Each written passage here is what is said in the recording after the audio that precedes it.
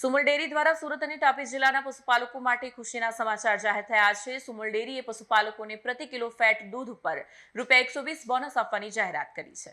Sumul dairy દ્વારા સુરત અને તાપી જિલ્લાના પશુપાલકો માટે ખુશીના સમાચાર જાહેર કરવામાં આવ્યા છે। સુમુલ ડેરીએ પશુપાલકોને પ્રતિ કિલો ફેટ દૂધ પર ₹120 બોનસ આપવાની જાહેરાત કરી છે।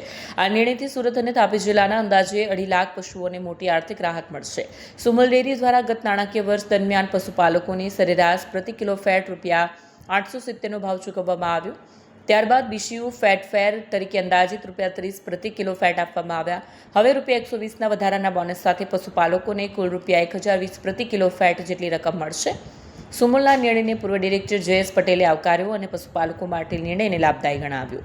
જયેશ દેલાર, ખેડૂત આગેવાન।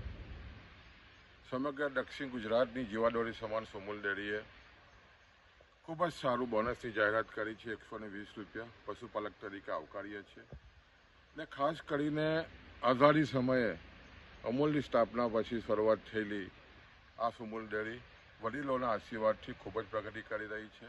આ વર્ષે જે રીતે બોનસ જાહેર થયું છે, પ્રથમ હરોળનું ગુજરાતમાં પ્રથમ હરોળનું બોનસ જાહેર થયું છે અને લગભગ કિલો ફેટે ₹1000થી પણ વધારે જ્યારે આ ડેરી ચૂકવવા જઈ રહી છે અને ખાસ કરીને ₹425 કરોડ જેટલો ભાવફેર પશુપાલકોના ખાતામાં આવનારા જૂન મહિનામાં જમા થવાનો છે।